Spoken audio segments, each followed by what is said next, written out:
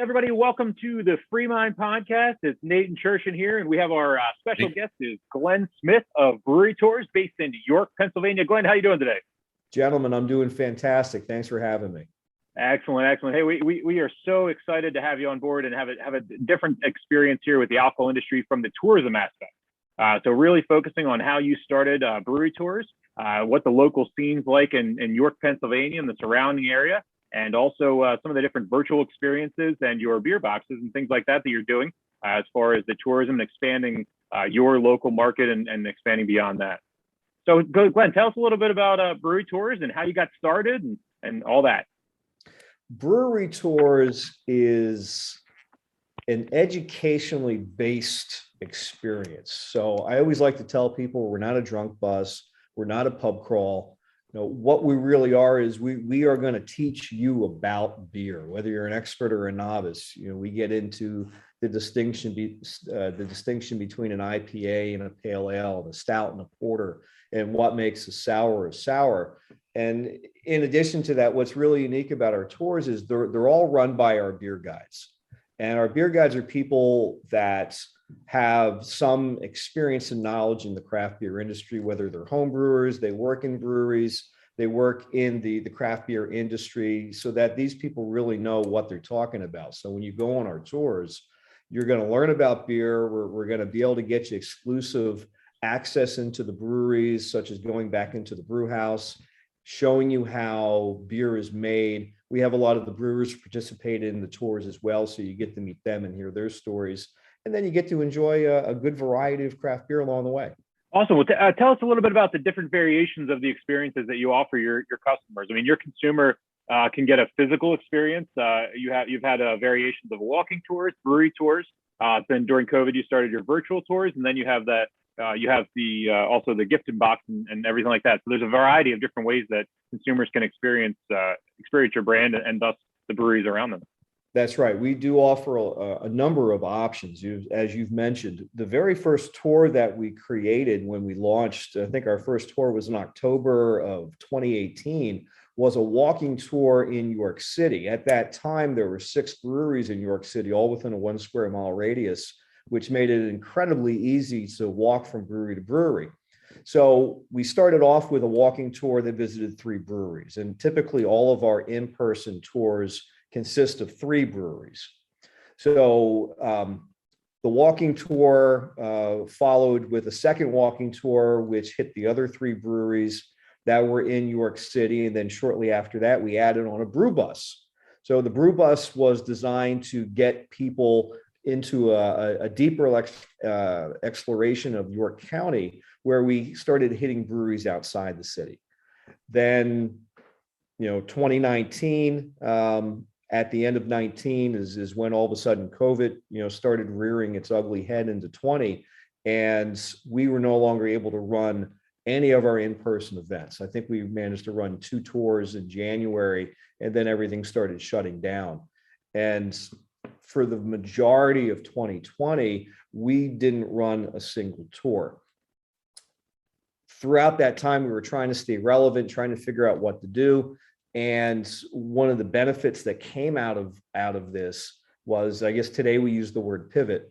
Our pivot was creating a virtual craft beer experience. And the concept is since we can't take you on a tour, we're going to figure out a way to bring the tour to you.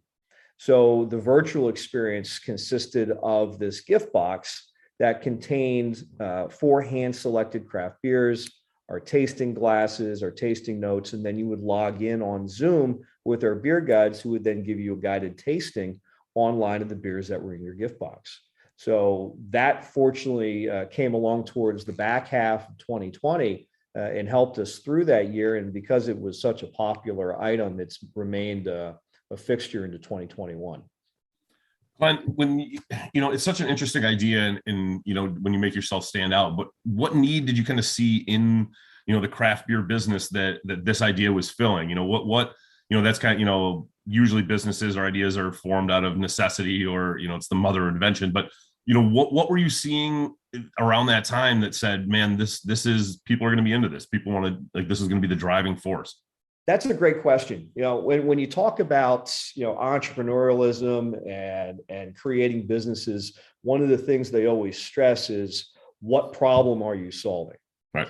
And this all kind of, I guess this goes back to our origin story, really, is what it was. And go back in time, it was about 2007, 2008, I guess it was, when all of a sudden there was this huge push for the revitalization of York City. And I had the benefit of being a part of that movement from my normal job, which is a lawyer.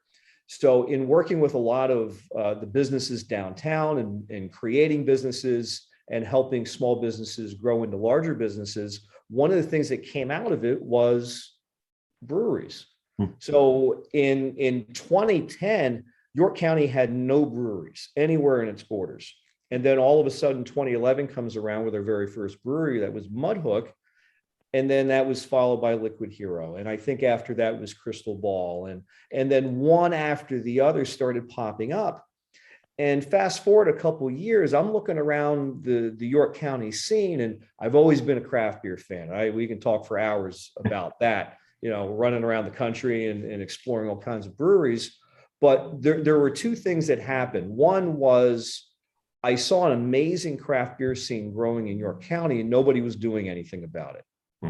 And the second part of it was, as the craft beer industry, as the craft beer scene started, really exploding nationally, there was an awful lot of confusion. People didn't understand craft beer. They drank their Coors Light or had their Yingling. And if they went into the breweries, they were taking a conservative approach, going, okay, I'll just have the IPA. I don't know what any of the rest of this stands for. So it was, from a marketing or tourism standpoint, was one problem we were addressing. And then the second one was an educational side of it, to help people understand the variety of different beers that are being offered today. Which I assume you were well received from the breweries in York County, just for the educational standpoint, getting people to try new things, making, kind of opening a whole new set of beers and styles to some of these people that were interested, but maybe didn't want to, they only were kind of putting their foot in the water a little bit, right? Like they're only putting their toe in and not really getting it. And so these breweries maybe looked at you as being like, what a great opportunity for, expanded education on our beer. Well, you know what? I'd love to tell you that was the case. And I will say this with a big caveat and asterisk on there. I love my brewers. They're wonderful people. Yeah. When I presented this idea to them first, this is back in 2017, it was not well received. This was not something the vast majority were interested in. And it was very difficult to get their ear and have them listen to what I wanted to do. I think, in hindsight, this was something that was really not known. There are still today very few companies that are doing anything like this around the country. And I think the concept was very foreign to the brewers. And to be honest, and you guys know this, the brewers are busy people, just brewing beer alone and trying to run the day-to-day operations. There was not a perceived benefit when it was first presented. And I'm happy to say today, fast forward a little over 3 years, they see the benefit. And it's nice because, we're now in a position where brewers are contacting us and saying, hey, how can we be a part of this thing? So initially, no. Today, yes. Yeah. in a different climate right now we're trying to drive business to these breweries because either the competition is so high or you were just trying to get anybody in your doors at this point. So I think one of the things too, Glenn, like when you first started your first tour before the purchase of the bus, being a walking tour, I think that's one thing. Maybe talk a little bit about the way that York structured, coincidentally or not, with the breweries and how accessible they are. Yeah, the brewers, were doing fine. It wasn't like they were hurting for business. Even with 6 breweries in the city, on any given day, they were still getting a good amount of traffic, and it was very easy to navigate, amongst them. Just for the walking tour, you're visiting 3 breweries, which are pretty well spread out around the city. Again, within a 1 square mile radius, we're spending 45 minutes at each brewery, walking from brewery to brewery, and we're able to do that in like a 3-hour time frame. So it's really not hard to do. The benefit that we promised and delivered was we were going to be able to bring them. They're going to get guests or patrons, consumers that they normally would not get. And whether that was as a result of just exposing them to more people in the York County area, or more importantly, bringing people in from, what our first market range was the Mid-Atlantic region. So and that was something that was met with a lot of skepticism. And I think at the end of the day, the numbers have proved themselves that, the clientele that we bring them on our tours are not folks that are local. What do you think about from your personal story? Obviously, you're not a career, alcohol industry, manufacturing like that, but you have from a consumer standpoint and an advocate standpoint, you've been a huge advocate of the craft beer industry for as long as I've known you. And then prior, maybe talk a little bit about your personal career and then kind of how it led, and a little bit between personal and then with your rugby experience. And obviously there's a little bit of beer involved in rugby, speaking from my own experience as well. So with those two forces combined, how it got you to Brewery Tours. Yeah, it's interesting because when I first started, well, I guess even before, the whole Brewery Tours thing popped up, where this all kind of started was, as I mentioned earlier, I was watching the craft beer scene, grow in York County. And I was that pain in the ass that I'd just be walking around going, man, do you know how many breweries we have around here now? Man, why isn't somebody doing something about this? Man, somebody should be doing something about this. And I was that squeaky wheel just playing that same story over and over and over again. And, I have my better half, Chrissy, to thank for this. And, if you ask her today, I don't know if she sees it as a blessing or a curse. But, she was the one that eventually got sick and tired of hearing me and said, would you either shut the hell up or do something about it? And well, we decided to do something about it. But I think where this ultimately stems from is, for the longest time, and I don't know how many years, I say 2 decades, that's just a guesstimate.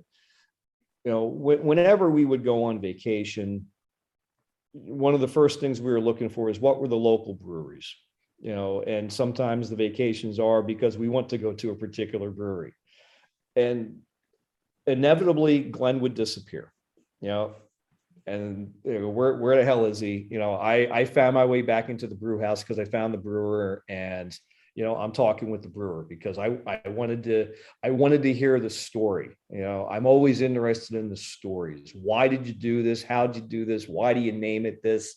What's going on with the beers and all these things. And I just so much loved hearing that. Anybody can sit in a bar and have a beer, but to hear the stories and understand the whys, that's what's just so important about just not breweries, but about all of us as business people, is we're all doing something for a reason. And, what's that passion? What's that drive? And that's something I really enjoyed hearing.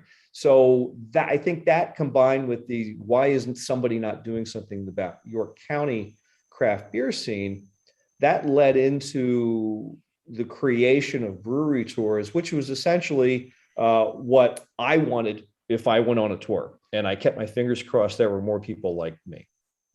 Did you find kind of along those lines, did you find, like, when you were speaking about doing virtual tours, during COVID, did you find that was it the same people that were going on these tours that wanted to do the virtual? Did you find like a new consumer base? Did you find, that because, it was more accessible and maybe somebody didn't have to go out of their house, that you gained a new customer base? I mean, how did that transition, at least for the year? Do you feel like it in a strange way, maybe helped your business because it opened it up to new consumers that might not have been willing to get on the drunk bus as they might have perceived it?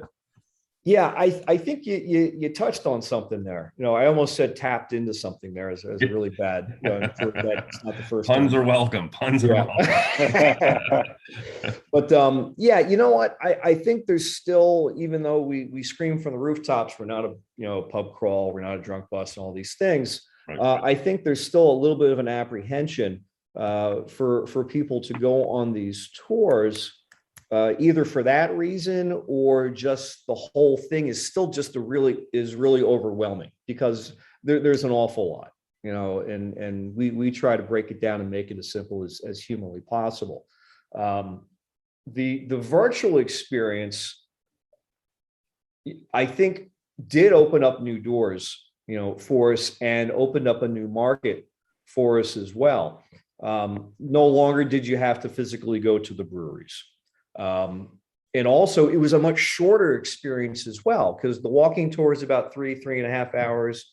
The bus tour is a little bit longer, usually around 4. It's just, we're just, covering a greater distance. And the virtual tours are about an hour and a half.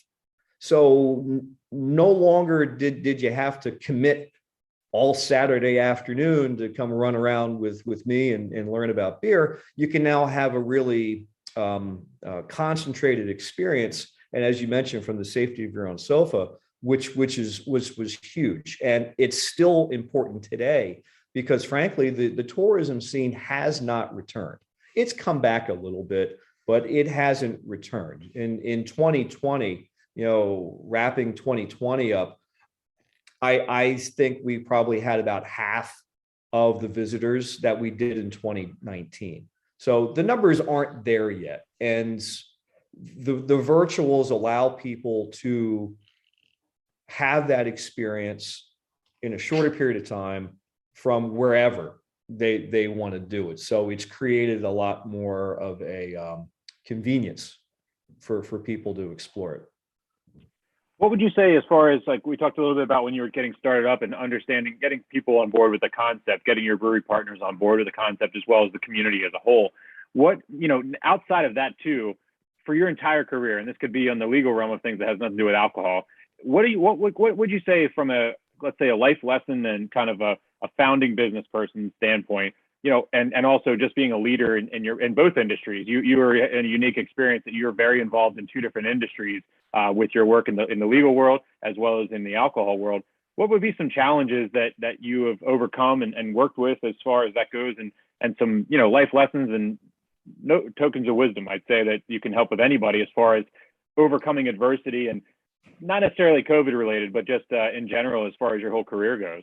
I know that's a long span of time. So yeah, it's, I think the first thing is surround yourself with good people that you trust, and most importantly, people that will be honest with you. I don't need people around me saying, Glenn, that's the greatest idea I've ever heard. It's wonderful. Everything's fantastic. Let me blow some more smoke up your ass. I value the person going, yeah, you know what? I don't know about that. Maybe we want to think about that one a little bit more, because it's happened enough times where I go, man, I've got the greatest idea ever. Let's go do this thing. And then it just completely falls apart. And I go, wow, I'm the only one that wanted it, apparently. So, having that's whether it's a test market, whether it's, your people to throw ideas against, but having people around that are going to be honest, that's number one. And I think number 2 is also the kind of goes hand in hand with is don't be afraid to fail.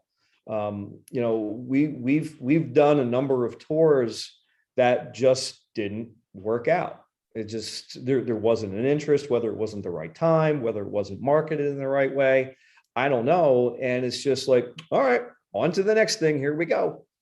And, you throw these things out, and some of them stick and some of them don't. And that's okay. That's all right. I think that's great advice, Glenn. I think, some of the ththings that we've talked with other owners about is, don't be afraid to fail. I wrote that down because it seems to be a constant. Maybe it always seems to come up that there's a ton of failing within success. And so I wonder if that translates to kind of where, you know, the breweries were when they didn't necessarily understand what you were offering them. And, you know, they're looking at this as like a new challenge. You know what I mean? Like, how do we find new consumers, and tying that into kind of the virtual tours and finding that new consumer base. Not to jump back to it, but I find it so interesting because, you know, I did, in short little story, I did a Zoom with some old camp counselor friends, and it was for the camp, and you know, there was a ton more people on there than I would have thought were going to join it. Everybody was drinking, obviously. And you know, everybody was so excited just to feel like they were with people again. But there was no fear associated with what else was going on around. Everybody's having a cocktail, and it almost felt like you were in the same room, right? You know, there's some, but at the same time, when it was done, I want to go to the bathroom, I go to the bathroom. Or if, you know what I mean, when I want to put on I could do it with from the, you know, pajamas from the bottom down. So I wonder if breweries are going to kind of jump on to kind of what you're offering, and maybe in other ways as well. But this virtual tasting, being able to educate, it all seems like, you know, a little bit kind of like the future. Like, this is a way we're going. Technology is improving. You know, if we can connect people, you know, maybe not physically, but through technology, I think that that you're onto something. I think there's got to be something, you know, in that breweries can use to develop, you know, better advertising, better ways of reaching their consumers. I really think that's how we're headed, and I think you're ahead of the curve, man. Well, I appreciate that, and that really is our next step. You know, we've been having multiple conversations about expanding the virtual experiences, you know, in that direction. That I really do believe that is the future. You know, it allows us from a communal standpoint to continue to get together, even if we can't physically get together, where I can get together with friends and family or coworkers from all over the country and sharing something together. Because that's one of the nice things about it. You know, it's like we can all get together, and, you know, you can have your rum and Coke, and Nate can have his margarita, because I know he likes those little umbrella things. You know, you know, I have a glass of scotch, and we're all kind of doing our own thing. Yeah. Whereas, you know, with these virtual experiences, if you get the particular gift box or whatever, everybody's got the same stuff, and everybody's experiencing the same thing. And, you know, and it creates that unified experience, which is really cool. And, you know, from a brewer's standpoint, you guys know, you know, Pennsylvania, the 3-tier system sucks. You know, 4-tier system, right? Yeah, really. Now it's going to be 4. Yes. And, you know, trying to navigate, you know, the various other state laws, and, you know, how I can ship things and all of that really now creates a unique opportunity for any brewery, just not, the big dogs, you know, the super big dogs. Yeah. You know, whether it's Stone or whether it's New Belgium or, any of those guys where it's a national brand. Every brewery can be a national brand now. Yeah. You know, it's like I'm sitting in Wisconsin going, man, you know what? I heard about this really cool brewery over in South Central Pennsylvania. Well, now I can go ahead and experience it without having to fly out to PA. So yeah. I think this is really, you know, this is the next stage. This is the next step. That was kind of where I was going with that was, you know, when you start talking about, man, there's so many breweries nowadays. And I live in Rochester, New York. And I think in Monroe County, we have something like 60 something breweries. I mean, it's gotten wild. But for someone that maybe, you know, a cousin of mine that lives in Eugene, Oregon, who loves craft beer, and, you know, he's all about it, for him to get the opportunity where you could ship him a 12-pack, you know what I mean, of the beers, of the 12 beers of Monroe County, and he could do a brewery tour where he gets to meet these brewers. He could, you know what I mean? He gets to experience all of that, and maybe not the physical nature of it. And if he's like, oh, this brewery I love, I got to go visit it, but he can still try these beers, get to meet the brewer, learn their stories. There's, you know, what this opens up, and, you know, maybe indirectly we found something that really can connect more craft beer drinkers, you know, using technology, that they can experience those kind of things that, or breweries, or meeting brewers, or people from all over the country, all drinking beer from like this one county. I mean, I think that the options are endless, and it's such a cool such a cool direction that we're going with it. It might not be the one that we saw craft breweries going, but reaching this wider audience in just a completely unique way. I think it's pretty awesome. It's really exciting. The only frustration, I shouldn't say the only frustration, but one of the biggest frustrations is live in Pennsylvania and Liquor Control Board and the laws we have here. It has we're working through it, and we're from a legal standpoint. And I guess as a lawyer, this is where I guess I get to wear both hats. In this is working through the legal steps that we have to take in order to do this. But I think realistically, we do expect our virtual experiences to be a national product in the very near future. I think about like a piece of the only piece that's ever missing for me is that sensory experience of like smelling the malts and the hops while I'm inside of a brewery. Everything else can be done virtually. The conversations, all that stuff, like you can do it. And that's an easy fix. You know what I mean? You just add a little bit of malt inside that pack, and like the old sniffing salts. You just kind of get that going and get that neurogastronomy going. Ship some wort, and then just have them like in like a little like sealed can, like one of those like the smell you get from tennis balls. It's just like in one of those things, and you open it up. Just open that up in the room. Yeah. I'm still waiting for somebody to make a candle that smells like a brew house. They gotta have. I'd buy I can't one. believe I don't know. It's gotta exist. It's gotta exist out there. I'm sure. Well, hey, Someone Glenn, makes soap, so they got to make something. Exactly. Glenn, we really appreciate you taking the time today, and we it's such a great experience, and I really have a feeling like a few months from now and a year from now, we're gonna definitely be having you back to have a conversation about how much this virtual experience has gone further. Because I really think that you're in the beginning stages of something very big with the virtual experience, and that's really exciting. Thank you, guys.